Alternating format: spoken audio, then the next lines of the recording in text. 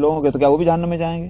تو اس کا بھی یہاں جواب تھا کہ یہاں بات ان لوگوں کے تعلق سے کہی جا رہی ہے کہ جنہوں نے اپنے معبود ہونے کے ڈنکے پیٹے ہیں، لوگوں کو گمراہ کیا ہے غلط طریقے پر اپنے کو معبود بنا کر، یہاں ان کی بات ہو رہی۔ عیسیٰ ابن مریم نے تو کبھی نہیں کہا کہ مجھے معبود بناؤ، لہذا عیسیٰ ابن مریم اس زمرے میں نہیں آتے۔ تو اس لیے یہاں فرمایا کہ وَلَمَّا جَاءَ عِيسَىٰ بِالْبَيِّنَاتِ، اور جب عیسیٰ لے کر آئے نشانیاں تو انہوں نے کہا قَدْ جِئْتُكُمْ بِالْحِكْمَةِ، میں لایا ہوں تمہارے پاس حکمت کی بات، عقل کی بات، دانائی کی بات، علوم نبوت، یہ سارے لفظ حکمت کے معنی ہیں۔ وَلِأُبَيِّنَ لَكُمْ، اور تاکہ میں تمہارے لیے واضح کر دوں بعض ان باتوں کو جن میں تم اختلاف کرتے تھے۔ اختلاف کن باتوں میں تھا؟ بنی اسرائیل میں احکام شرعیہ کے اندر اختلاف ہو گیا تھا، اور وہ اختلاف تھا حلال اور حرام کی چیزوں میں۔ بعض کہتے تھے یہ چیز حلال ہے، بعض کہتے یہ حرام ہے، سمجھ میں آیا؟ یہ چربی حلال ہے، انہوں نے کہا یہ چربی حرام ہے۔ اسی طرح سے یوم السبت کے معاملے میں اختلاف تھا، انہوں نے کہا صاحب وہ خاص قوم کے واسطے تھا مسئلہ، ہمیں ہر ایک قوم کے واسطے نہیں، یوم السبت یعنی سیٹرڈے کا احترام جو ہے، اس طرح کی چیزوں کا اختلاف تھا۔ حضرت عیسیٰ علیہ السلام نے فرمایا تاکہ میں تمہارے لیے واضح کر دوں ان بعض مسائل کو جن میں تم اختلاف کرتے تھے۔ تو عیسیٰ ابن مریم علیہ السلام نے تشریف لا کر تورات کے اصل مسائل کو جن میں کوئی ترمیم مقصود نہیں تھی ان کو پھر سے دوبارہ زندہ کیا اور قوموں کو وہ احکام یاد دلائے۔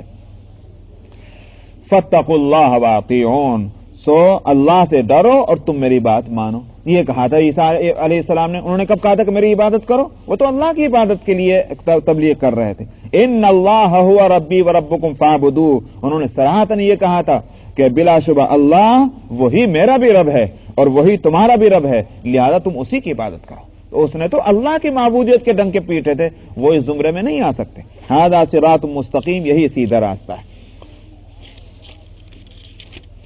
فاختلف الاحزاب من بینہم، سو کیا ہوا؟ اتنی ایسی صاف ستھری حق بات کی تبلیغ اور تعلیم کے باوجود جماعتوں نے اور قوموں نے ان کے بعد اختلاف کیا آپس میں۔ فاختلف الاحزاب من بینہم، کیسا اختلاف تھا؟ کچھ لوگوں نے تو اختلاف یہ کیا بنی اسرائیل میں سے کہ معاذ اللہ حضرت عیسیٰ علیہ السلام کو ابن الحرام کہا کہ صاحب یہ جو ہیں یہ زنا سے پیدا ہوئے ہیں، اور یہاں تک کہ پھر لے جا کر ان کو سولی پہ چڑھوا دیا ان کے اپنے اس کے اعتبار سے۔ ایک قوم تو ادھر چلی گئی یہودیوں کی، دوسری قوم نے یہ کیا کہ عیسیٰ علیہ السلام کے کمالات اور معجزات کو دیکھا تو ایسے معتقد ہوئے ان کے کہ ان کو انسانیت سے بھی ہٹا کر خدا بنا دیا۔ پھر ان میں بھی کسی نے کہا خدا کے بیٹے ہیں، کسی نے خدا ہیں، کسی نے کچھ کہا، کسی نے کچھ کہا، یہ ساری چیزیں ہوئیں۔ تو فاختلف الاحزاب من بینہم، اختلاف کیا جماعتوں نے، قوموں نے آپس میں۔ فویل للذین ظلموا من عذاب یوم علیم، تو ظالموں کے لیے دردناک عذاب سے ہلاکت اور تباہی ہے۔ هل ينظرون الا الساعة ان تأتيهم بغتة وهم لا يشعرون، فرمایا کیا یہ لوگ اب قیامت ہی کا انتظار کر رہے ہیں کہ ان کے پاس اچانک وہ قیامت آ جائے اور جس کا ان کو پہلے سے کوئی خیال بھی نہ ہو کہ قیامت آ رہی ہے۔ الاخلاء یومئذ بعضهم لبعض عدو الا المتقین، قیامت میں جب وہ آ جائے گی قیامت، فرمایا کہ اس دن جو دوستیاں ہوں گی آپس میں وہ دشمنیوں سے بدل جائیں گی۔ الاخلاء، اخلاء خلیل کی جمع ہے، خلیل خلا سے ہے، خلا کہتے ہیں دل کی گہرائیوں میں کسی چیز کے ہونے کو، اسی سے خلوت بنا ہے، تنہائی میں۔ خلوت کس کو کہتے ہیں؟ کوئی نہ ہو وہاں، تو خلا کہتے ہیں دل میں کوئی بات تنہا ہو، اس کے ساتھ کوئی دوسری شریک نہ ہو، تو اس کا مطلب یہ ہے دل کی گہرائیوں کی محبت، سمجھ میں آئے؟ اسی سے خلیل بنا۔ خلیل اللہ حضرت ابراہیم علیہ السلام کا لقب ہے، کیوں؟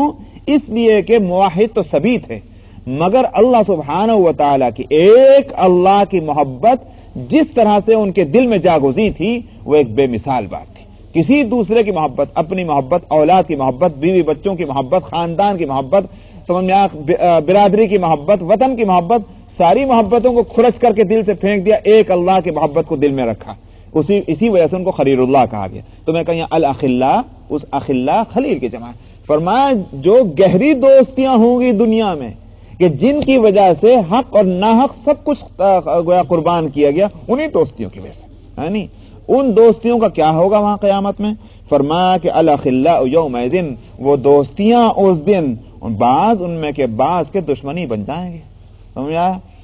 الا المتقین، ہاں جو متقین ہوں گے ان کی دوستیاں کام دیں گی. کیوں؟ اس لیے کہ وہ دوستیاں جو ہیں وہ ہیں تقوی کی بنیاد پر، اور تقوی کی تو وہاں پوچھ ہوگی، تو وہاں تقوی کی بنیاد پر، دین کی بنیاد پر، خوف خدا کی بنیاد پر، دین کے رشتے کی بنیاد پر جو تعلقات ہوں گے وہ وہاں اپنا اثر دکھلائیں گے، اور بقیہ جو ہوں گے تعلقات کسی اور بنیادوں پر قائم، وہ دشمنیوں میں بدل جائیں گے. یا عبادی لا خوف علیکم اليوم ولا انتم تحزنون الذین آمنوا بآیاتنا وکانوا مسلمین. الذین آمنوا کا پہلے ترجمہ کر لیں تو ذرا اچھا رہے گا. جو لوگ ایمان لائے ہیں ہماری آیتوں پر اور انہوں نے فرما برداری کی ہماری، وکانوا مسلمین، فرمایا ان سے کیا کہا جائے گا؟ اب پیچھے کی آیت لیجئے، یا عبادی، ان سے کہا جائے گا اے میرے بندو، تمہیں نہ کوئی خوف ہوگا ہے آج کے دن اور نہ تم کسی طرح کا غم کرو. ان سے کہا جائے گا، ایمان والوں سے اور فرما برداروں سے. اور ادخلوا الجنت، ان سے کہا جائے گا جنت میں داخل ہو جاؤ. انتم وازواجکم تحبرون، تم بھی اور تمہاری بیویاں بھی اس میں خوش بالکل مطمئن طور پر اس میں داخل ہو جاؤ. ازواج کے دو ترجمہ کیا. ازواج کا اصل ترجمہ جو ہے زوج، زوج کے اصل ترجمہ ہے جوڑا، سمجھ میں آیا؟ جوڑا، چاہے وہ کسی چیز کا جوڑا ہو، پھولوں کا جوڑا ہو، لکڑی کا جوڑا ہو، مکان کا جوڑا ہو، یا کپڑے کا جوڑا ہو، سمجھ میں آیا؟ یا انسانوں کا جوڑا ہو، اس جوڑا اس کا ترجمہ ہے. میاں بیوی کا بھی چونکہ جوڑا بن جاتا ہے، اسی لیے ان کو زوج اور زوجہ کہتے ہیں. بعض دفعہ زوج کا لفظ دونوں کے لیے آ جاتا ہے، اس لیے یہاں جیسے ترجمہ بیویاں ہوگا، وہاں اس لفظ ازواج اور زوج کے جو عام معنی ہیں اس کے اعتبار سے جو بھی دنیا میں کسی طرح کے جوڑے بن جائیں گے، جیسے دوست ہوں گے ایک دوسرے کے، ایک جماعت بن جائے گی، وہ سب کے سب ازواج کے اندر آ سکتے ہیں. فرمایا کہ جنت میں تم اور تمہارے جوڑے وہ سب داخل ہو جاؤ باطمینان. یطاف علیہم بصحاف من ذهب واکواب، وہاں کیسا اطمینان ہوگا، کیسی پرسکون زندگی ہوگی. فرمایا کہ وہاں یہ ہوتا ہے نا، کیا کہتے ہیں اسے، تشت، جس میں کھانے کی پینے کی چیزیں جس میں سرو کی جاتی ہیں، وہ ہے صحف کی. فرمایا کہ گھمایا جائے گا، ان کے سامنے لایا جائے گا پلیٹیں اور کیا میں نے کہا، تشت سونے کے، من ذهب واکواب، اور اسی طرح سے پیالے، برتن کہ جو پینے کے کھانے کے کام میں صحاف آتے ہیں، پینے کے کام میں اکواب، کوب کی جمع. ارے یہ جو کپ کہتے ہیں نا، کپ سمجھ میں، انگلش میں کپ کہتے ہیں، عربی میں کوب کہتے ہیں، اکواب اس کی جمع ہے. تو پیالے یا پیالیاں اور اسی طرح سے تشت سونے کے لائے جائیں گے. تو ظاہر ہے یہ سونے کی جو کہی جا رہی بات، اس میں یہ بتلانا ہے قیمتی چیز کے واسطے برتن بھی قیمتی ہوتے ہیں، اور ردی چیز کے واسطے کوئی اعلیٰ درجے کا برتن نہیں لاتا. سمجھا نہیں آیا ہے کہ نہیں بات؟ یہ کوئی اعلیٰ درجے کی چیز ہے اس کا برتن بھی اعلیٰ ہوگا. تو جب برتن اتنے اعلیٰ ہیں تو اس کے اندر جو چیز پیش کی جائے گی وہ ردی کیسے ہوگی، یہ بتانا. اس سے سمجھ آئے گا کہ سونے کے اگر برتن ہیں تو جب برتنوں کا اتنا اہتمام ہے، اس چیز کا جو برتن کے اندر دی جا رہی ہے اس کا اہتمام کیوں نہ ہوگا. تو اس لیے ان کا ذکر نہیں کیا.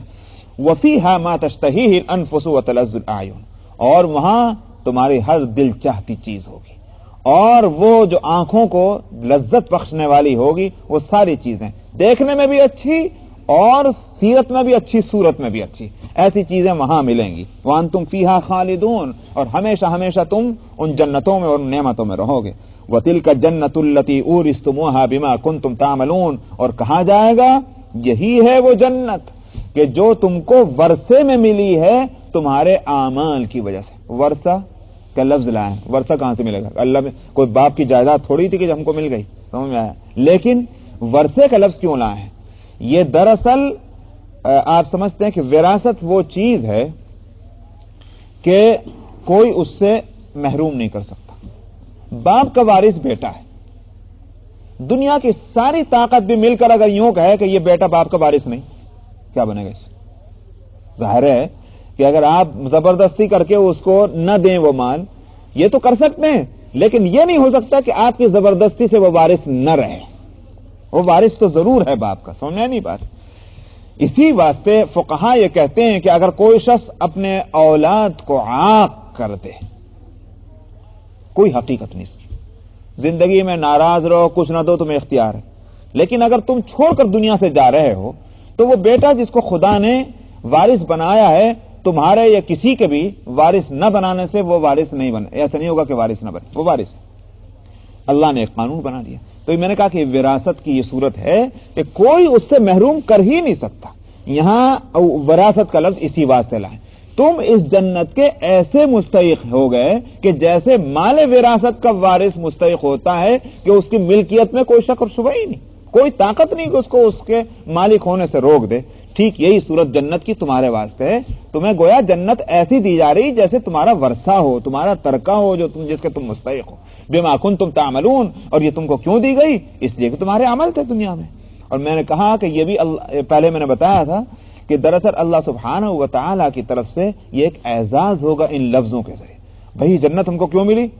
تمہارا حق ہے۔ اچھا ہمارا حق ہے تو جب معلوم ہو کہ ہمارا حق ہے اس سے بڑا اطمینان ہوتا ہے۔ بھئی ہمارا حق ہے تو ہم کو مل گیا، اس سے بڑا اطمینان ہے۔ ورنہ واقعہ تو یہ ہے کہ اللہ سبحانہ و تعالیٰ اپنے فضل ہی سے دیں گے میاں جنت، سمجھ میں آیا؟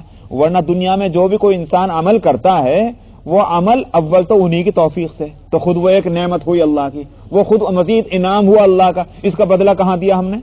جو بھی نیک عمل کرنے والا ہے وہ جو بھی نیکی دنیا میں کر رہا ہے، واقعہ یہ ہے کہ اللہ کی مہربانیوں سے کر رہا ہے، اور جو آلریڈی اللہ کی مہربانیاں اس کو پہلے سے مل رہی ہیں اس کا بدلہ نہیں ملا، تو کس چیز کا بدلہ یہ نیک اعمال ہو سکتے ہیں اللہ کی کس نعمت کا؟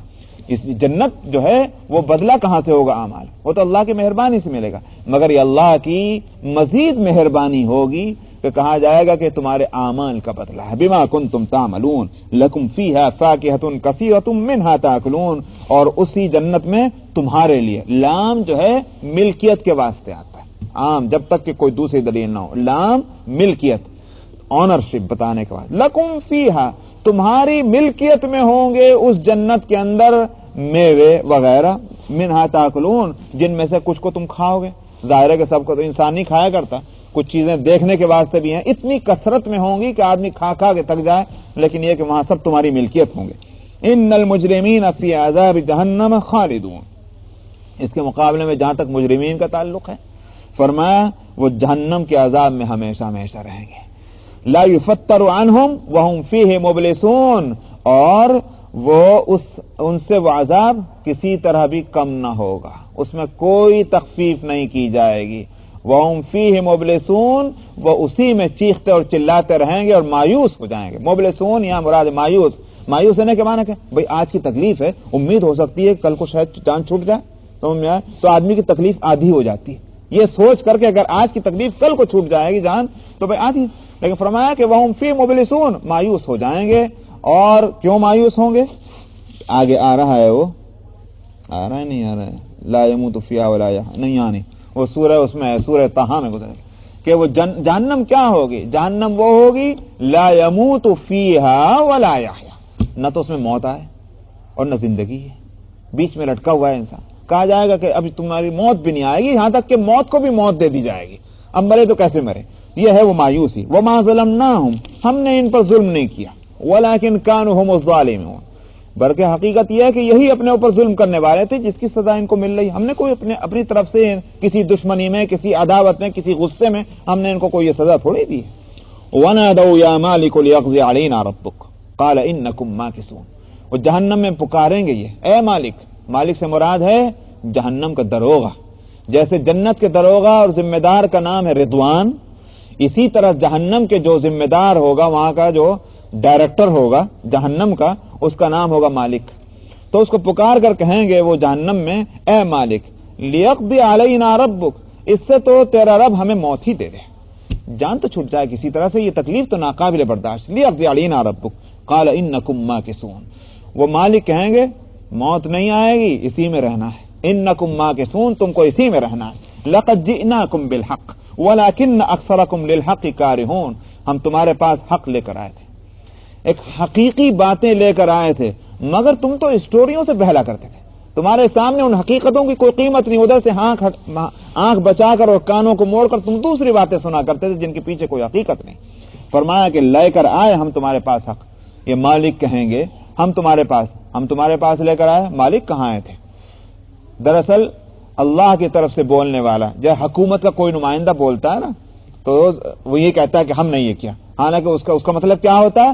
ہماری حکومت نے یہ کیا. یہاں بھی وہی مراد ہے، لقد جئناکم بالحق، ہم تمہارے پاس حقانیت لے کر آئے، لیکن تم میں کی اکثریت کیا تھی؟ وہ حق کو ناپسند کرنے والی تھی، تو اس کی سزا بھگتو تم.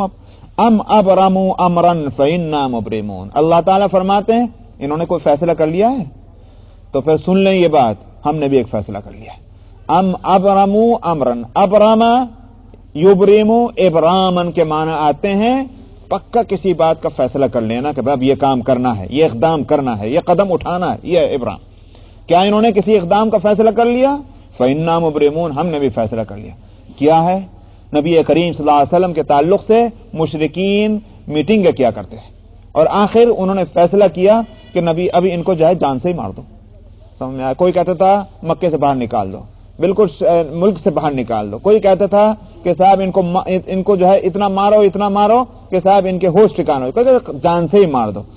آخری سی بات ٹھہری کہ جان سے مار دو. اللہ تعالیٰ فرماتے ہیں کیا انہوں نے کسی اقدام کا فیصلہ کر لیا ہے؟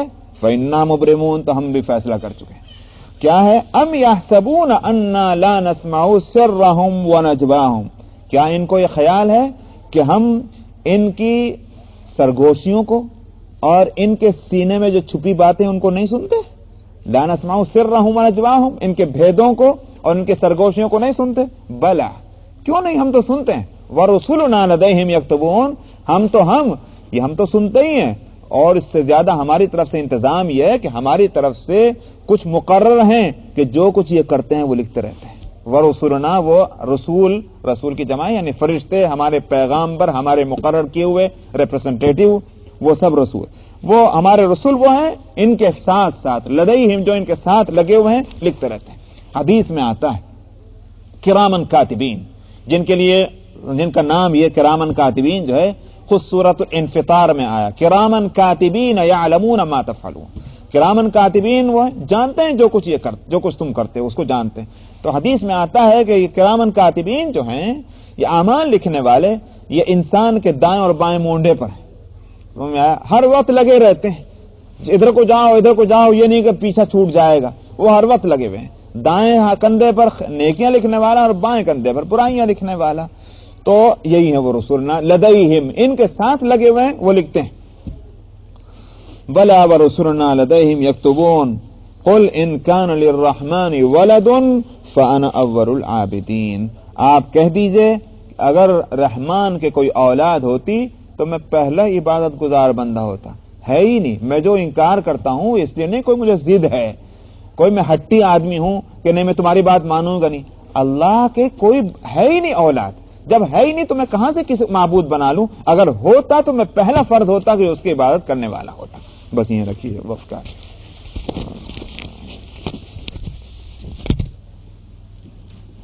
نمبر 1340 سورہ الزخرف، آیت نمبر 82. اعوذ باللہ من الشیطان الرجیم، بسم اللہ الرحمن الرحیم. سبحان رب السماوات والأرض رب العرش عما يصفون فذرهم يخوضوا ويلعبوا حتى يلاقوا يومهم الذي يوعدون وهو الذي في السماء إله وفي الأرض إله وهو الحكيم العليم. وتبارك الذي له ملك السماوات والأرض وما بينهما وعنده علم الساعة وإليه ترجعون. ولا يملك الذين يدعون من دونه الشفاعة إلا من شهد بالحق وهم يعلمون ولئن سألتهم من خلقهم ليقولن الله فأنى يؤفكون وقيله يا رب إن هؤلاء قوم لا يؤمنون فاصفح عنهم وقل سلام فسوف يعلمون صدق اللہ العظیم.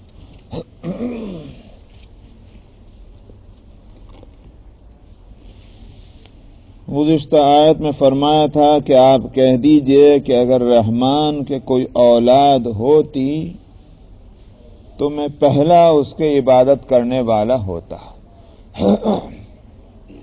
یہ اس لیے کہا گیا تھا کہ کوئی گروپ بندی کی وجہ سے مخالفت نہیں ہے کہ ہم تمہاری بات اس لیے نہیں مانتے کہ تمہارا گروپ اور ہمارا اور.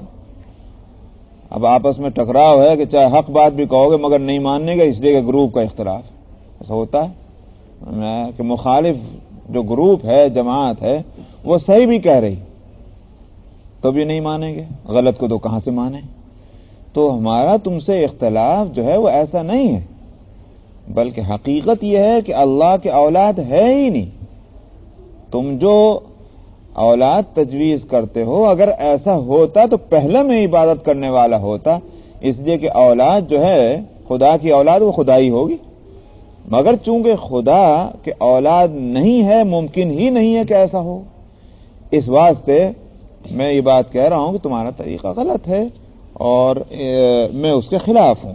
یہ بات کہی گئی تھی. سبحان رب السماوات والارض, یہاں سے اس کو کہا جا رہا ہے کہ اللہ سبحانہ و تعالی کی ذات جس کی یہ عظیم صفات ہیں اس کے تعلق سے ایسی بات کہنا بڑی ہی غلطی ہے. پاک ہے ذات اس کی کہ جو رب ہے آسمانوں کا اور زمین کا اور صاحب ہے عرش کا. رب مالک صاحب کے معنی میں تو جس کی یہ شان ہے کہ آسمانوں اور زمینوں اور اس سے ہٹ کر ایک چیز کیا ہو سکتی ہے جو وہ عرش. تو ان سب کا مالک جو شخص ہے جو ذات ہے جو ذات ہے تو اب اس کا شریک جو ہوگا وہ شریک کیسے کوئی ہو سکتا ہے. اس لیے کہ کسی کو بھی مانیے تو وہ زمین میں سے مانیے یا آسمان میں سے مانیے یا عرش میں سے مانیے, لیکن اللہ سبحانہ و تعالیٰ کی ذات ان سب کی مالک ان سب کی آقا, تو جو چیزیں ان کے اندر ہوگی اس کا بھی آقا وہی ہوا. تو ظاہر ہے کہ آقا اور مملوک یہ دونوں خدائی میں شریک کیسے ہو سکتے ہیں, دونوں بالکل الگ الگ چیزیں ہیں. اس لیے کہا کہ پاک ہے وہ ذات جو رب ہے آسمانوں کی اور زمین کی اور رب ہے عرش کی. کس چیز سے پاک ہے؟ عما یصفون, جو یہ اس کی تعریف کرتے ہیں, جو اس کا وصف بتلاتے ہیں. اس سے وصف کیا بتلاتے ہیں؟ وصف یہ بتلاتے ہیں اللہ میاں اکیلے سارا نظام کیسے چلائیں گے صاحب. آخر ہم دیکھتے ہیں کہ حکومت کی اور سلطنت کا سارا نظام چلتا ہے وزیروں سے, سیکرٹریوں سے, منسٹروں سے, تو پھر اللہ میاں آپ کہتے ہیں کہ اکیلا سارا نظام چلا رہے ہیں. پیدا کرنے والا وہ ہے مانتے ہیں لیکن نظام تنہا وہ چلا رہا ہے یہ نہیں. یہ تھی وہ بات. میں کہ اللہ کی ذات پاک ہے ان باتوں سے کہ جو یہ اس کی طرف جوڑتے ہیں جو باتیں. فَذَرْهُمْ يَخُوضُوا وَيَلْعَبُوا حَتَّى يُلَاقُوا يَوْمَهُمُ الَّذِي يُوعَدُونَ. اللہ سبحانہ و تعالیٰ کے تعلق سے قرآن حکیم میں یہ جو میں نے عرض کیا کہ مشرکین یہی کہا کرتے تھے, اور مشرکین کو بھی چھوڑیے آج بعض ناواقف اور جاہل مسلمان بھی کچھ ایسے ہی سمجھنے لگے کہ اللہ سبحانہ و تعالیٰ تنہا نظام نہیں چلا پا رہے ہیں, بلکہ وہ خالق ضرور ہے مگر اس کے انتظام میں کچھ خاص ایسے شخصیتیں ہیں کہ جو شریک ہیں اس نظام کو چلانے میں. یہ بات مشرکین مکہ کہا کرتے تھے. قرآن حکیم میں آپ دیکھیں تو سورہ نحل میں اس کا انکار کیا قرآن نے کہ آیت ہے وہ کہ ضرب اللہ ولا تضربوا للہ الامثال ان اللہ یعلم وانتم لا تعلمون. تم اللہ کے لیے ایسی ایسی مثالیں کیوں دیتے ہو؟ تمہیں علم نہیں. جس چیز کو تم جانتے نہیں ہیں اس کی مثالیں کیسے دو گے؟ تھوڑی دیر کے لیے مان لیجئے کوئی شخص آپ سے پوچھے کہ بھائی سیئرس ٹاور کیسا ہے. اب اگر آپ نے دیکھا ہے، کچھ آپ واقف ہیں، تو آپ اس کو بتائیں گے مثال دے کر بھائی ایسا ہے اور ایسا ہے. دنیا میں کوئی اور عمارت کی ایک مثال کو کہیں گے کہ صاحب سیئرس ٹاور جو ہے دیکھیے فلانی عمارت کے جیسا ہے، ذرا اس سے مختلف ہے یہ، لیکن فلانی عمارت کو آپ دیکھیں تو ویسے ہی ہے وہ سیئرس ٹاور. یہ کب کہیں گے آپ؟ جب آپ سیئرس ٹاور کو جانتے ہو، کچھ بھی واقفیت اس کے تعلق سے ہو. اللہ تعالیٰ فرماتے ہیں کہ فلا تضربوا للہ الامثال ان اللہ یعلم وانتم لا تعلمون. تمہیں جب علم ہی نہیں اللہ کے تعلق سے تو تم مثالیں کیوں دیتے ہو اللہ کے لیے؟ فرمایا کہ ضرب اللہ، تمہیں اگر مثال چاہیے تو ہم خود مثال دیں گے. ہماری مثال ہم ہی دے سکتے ہیں، تم کہاں سے مثال دو گے؟ تو اللہ تعالیٰ نے خود مثال دی. ضرب اللہ مثلا عبدا مملوکا لا يقدر على شيء ومن رزقناه منا رزقا حسنا فهو ينفق منه سرا وجهرا هل يستوون الحمدللہ بل اکثرهم لا يعلمون. اچھا یہ ہے کہ اس آیت کو کھول لیں تو ذرا آسان رہے گا اس کا پڑھنا. اس قرآن شریف میں تو جلدی سے یوں ہی پتہ نہیں چلتا کہ سورج چل کون سی رہی ہے.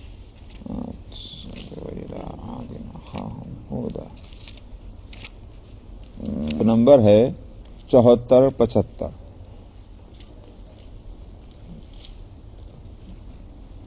مل گئی؟ صفحہ نمبر 676 اور سورہ النحل آیت نمبر 74-75.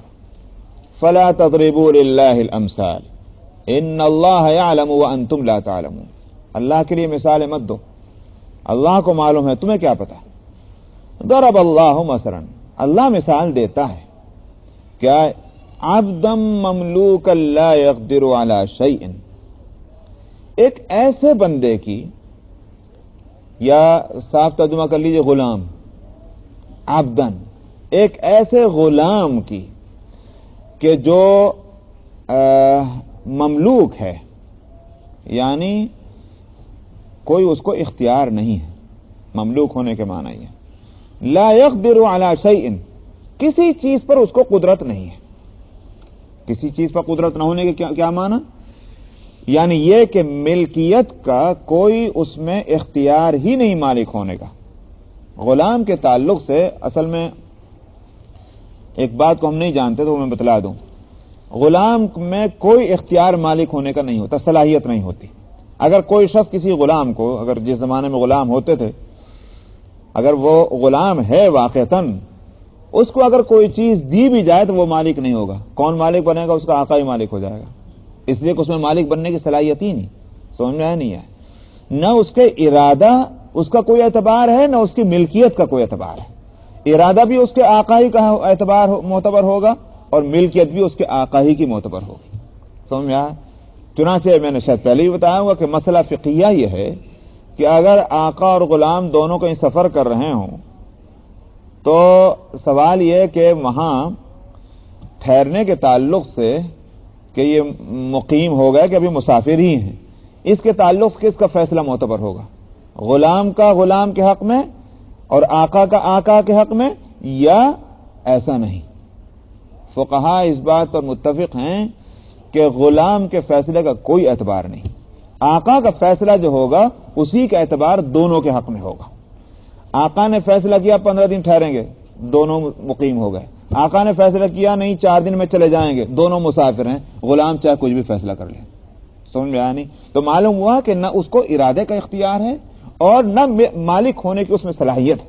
اگر کوئی شخص اس کو $1000 دے تو وہ اس کو غلام کے نہیں بنیں گے، آقا کے بن جائیں گے، اس لیے کہ اس میں مالک ہونے کی بھی صلاحیت نہیں. یہ ہے لا یقدر علی شیء.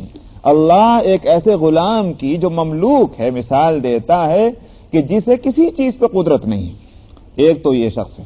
وَمَن رَّزَقْنَاهُ مِنَّا رِزْقًا حَسَنًا، اور ایک دوسرا شخص وہ ہے کہ جس کو ہم نے اپنے پاس سے بہت اچھا مال دے رکھا ہے. رزقاً حسنا، اچھا رزق روزی دے رکھی ہے، مطلب خوشحال ہے، اچھا مال دولت اس کے پاس جمع ہے. فَهُوَ يُنْفِقُ مِنْهُ سِرًّا وَجَهْرًا، اور وہ اس میں سے رات اور دن کھلا چھپا جو بھی ہے اس کو خرچ کرتا ہے. سمجھ میں آیا؟ بتلاؤ یہ دونوں برابر ہیں؟ ایک تو وہ شخص ہے جو غلام ہے، نہ اس کو اپنے ارادے کا اختیار، نہ اس کے اندر مالک ہونے کی صلاحیت، اس کے پاس کچھ بھی نہیں.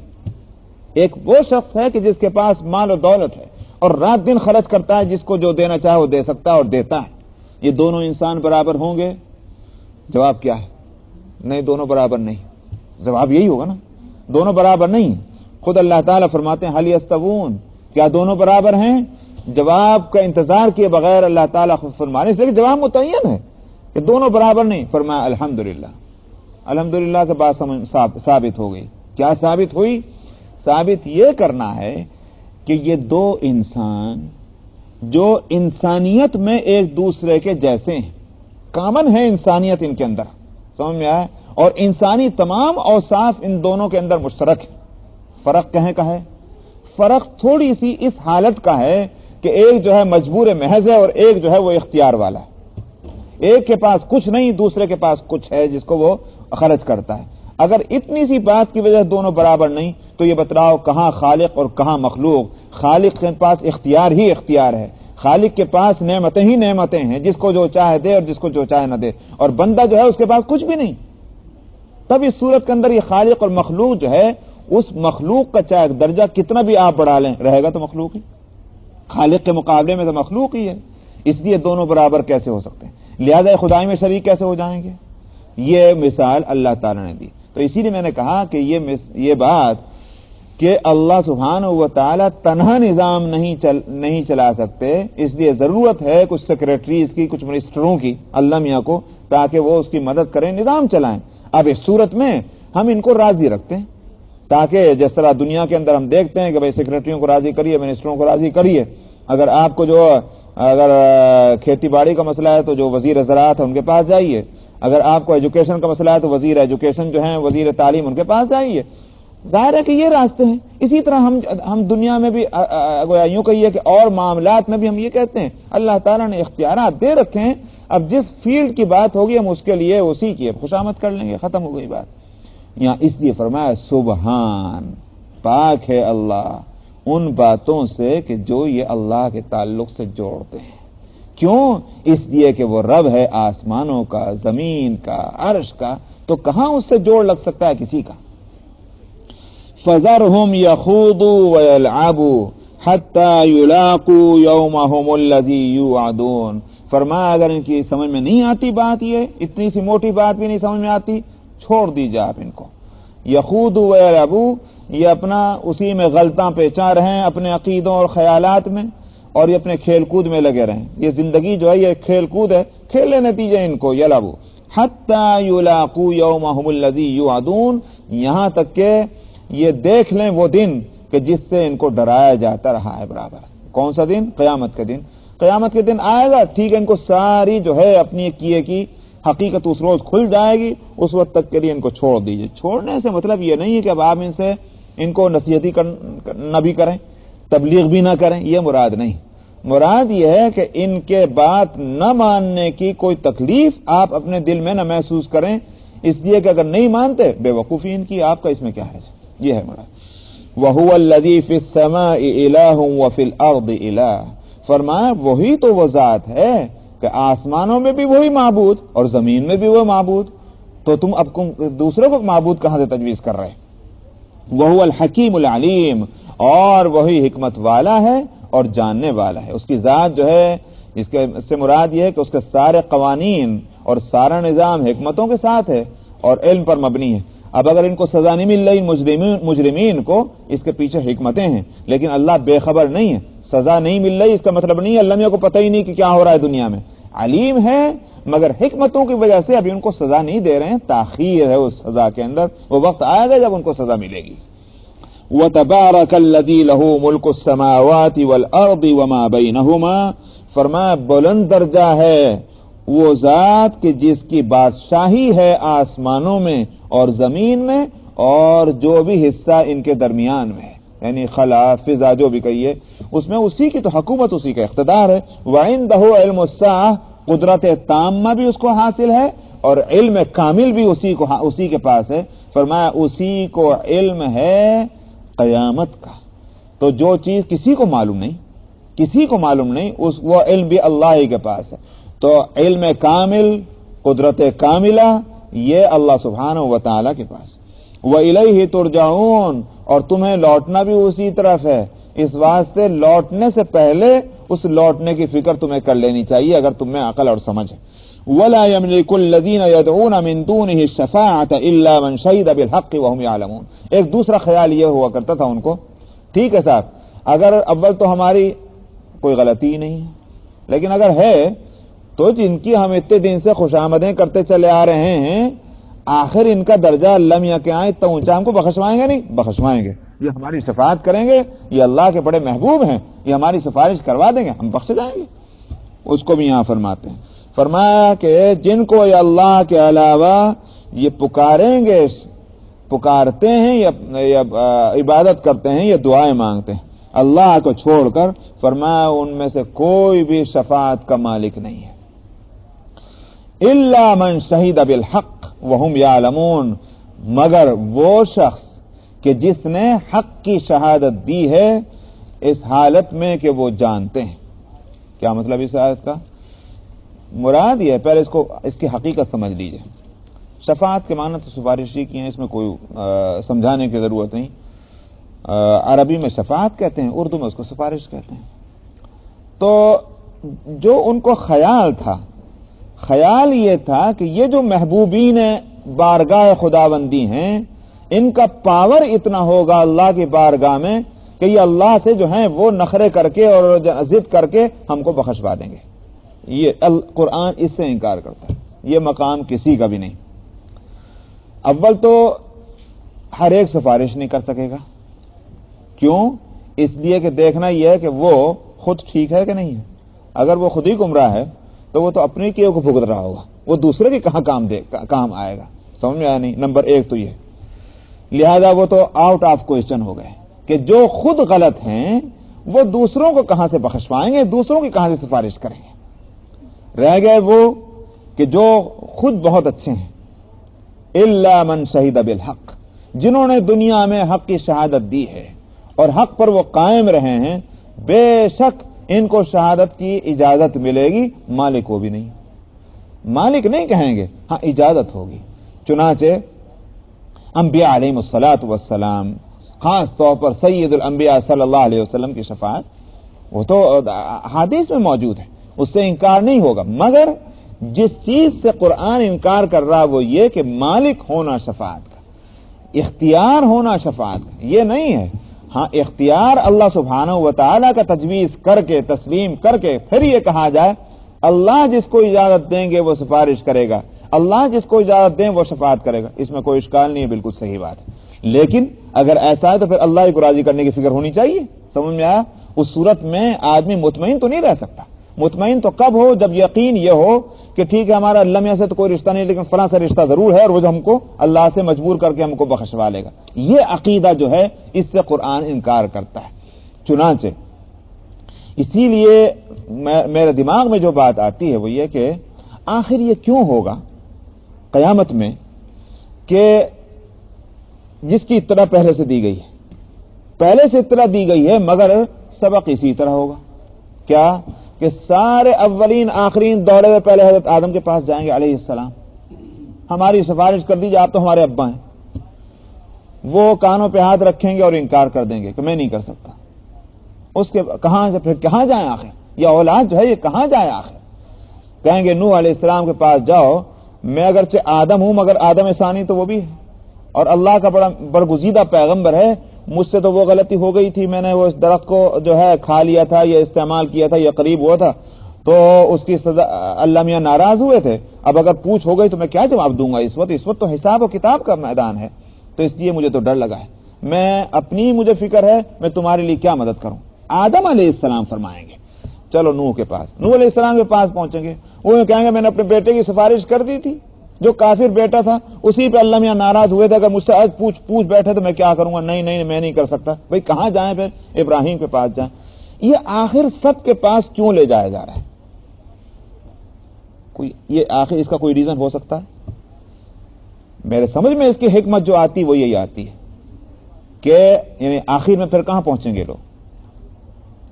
عیسیٰ علیہ الصلوۃ والسلام آخری پیغمبر ہیں نبی کریم صلی اللہ علیہ وسلم سے پہلے. وہاں پہنچیں گے اور وہ بھی آخر یہ کہیں گے کہ تم کہاں ادھر ادھر پھر رہے ہو. جاؤ ان کے پاس کہ جو اولین اور آخرین کے پیغمبر ہیں, انہی کے پاس جاؤ جو خاتم النبیین ہیں صلی اللہ علیہ وسلم. چنانچہ وہاں پہنچیں گے. آپ انتظار کر رہے ہوں گے اور مقام محمود پر, اور جب یہ اولین اور آخرین آپ کے پاس شفاعت کے لیے پہنچیں گے تو آپ سجدے میں پڑیں گے. کتنا عرصہ؟ آپ نے خود فرمایا کہ مجھے معلوم نہیں کتنا عرصہ. اس سجدے میں کیا کہیں گے؟ آپ نے فرمایا کہ مجھے معلوم نہیں کہ میں کیا کہوں گا, لیکن وہاں ایسی تسبیح میں بیان کروں گا کہ جس کا مجھے اب بھی علم نہیں. کتنے عرص سے کتنی تسبیحات آپ سجدے میں پڑھیں گے وہ کو دنیا ہی میں معلوم نہیں. ہمیں آیا. اور اس کے بعد کبھی اللہ سبحانہ و تعالی فرمائیں گے ارفع راسک یا محمد سل توتا, اپنا سر اٹھا محمد, پوچھ مانگ کیا مانگتا ہے دیا جائے گا. تب فرمائیں گے امتی امتی. سمجھ میں آیا؟ مجھے یوں بتائیے کہ یہ سبق وہاں سے کیوں شروع کیا جا رہا ہے؟ سیدھے جب ہم کو دنیا ہی میں بتا دیا کہ یہ ہوگا تو ہم سارے کے سارے کہاں کو وہاں سے شروع کریں الف با تا سے؟ بھائی سیدھے یہی پہ کیوں نہ پہنچ جائیں؟ لیکن ہوگا اسی طرح سے. کیوں؟ اسی بات کو بتلانے کے لیے یہ یہاں اختیار کسی کا نہیں ہے. کسی کو اختیار نہیں. جس کو ہماری طرف سے اجازت ہوگی وہی سفارش کرے گا, جس کو ہماری طرف سے اجازت نہیں وہ سفارش نہیں کرے گا. جاؤ تم سب کے پاس چکر لگا کے آ جاؤ. کسی کو اختیار نہیں ہے. یہ ہے وہ نقطہ جس کو وہاں عملاً بتلایا جائے گا. سب کی بے اختیاری کو قیامت میں ظاہر کیا جائے گا. دنیا میں تمہیں بڑے دھوکے تھے کہ ان کو اختیار ان کو اختیار ان کو اختیار. آدم سے بڑا کون ہے؟ نوح سے بڑا کون ہے؟ ابراہیم سے بڑا کون ہے؟ اسماعیل سے بڑا کون ہے؟ موسیٰ اور عیسیٰ سے بڑا کون ہے؟ ان سب بڑوں کے پاس جا کے چلا. کسی کو ہمت نہیں ہوگی سفارش کرنے کی. ہمت اگر ہوگی تو اس کو جس کو پہلے سے بات معلوم ہے کہ ہم نے اجازت دینی ہے. سمجھا نہیں بات؟ یہ ہے وہ نقطہ کہ جس کو قیامت میں اس طرح سے. مگر یہ نقطہ بہت اہم ہے. اتنا اہم ہے کہ دنیا میں اس کافر اور مشرک اور بدعقیدہ اسی میں تو غوطے کھا رہے ہیں. اگر یہ مسئلہ دنیا میں وہ صاف کر لیں تو پھر گمراہی کا کوئی سوال ہی پیدا نہیں ہوتا. تو اس لیے میں نے کہا کہ غیر اہم نہیں ہے نقطہ بڑا اہم ہے. اسی لیے قیامت میں اس کو کھولا جائے گا. عقل مند ہیں وہ لوگ کہ جنہوں نے دنیا میں سمجھ لیا, اور ظاہر ہے کہ دنیا میں نہیں سمجھیں گے تو وہاں تو سمجھ میں آ جائے گا, مگر وہاں سمجھنے کا فائدہ کیا ہے؟ اس لیے یہاں فرمایا کہ وَلَا يَمْلِكُ الَّذِينَ, نہیں مالک ہیں وہ کہ جن کو وہ اللہ کے علاوہ پکارتے ہیں شفاعت کا, إِلَّا مَنْ شَهِدَ بِالْحَقِّ وَهُمْ يَعْلَمُونَ, مگر جنہوں نے حق کی شہادت دی ہے.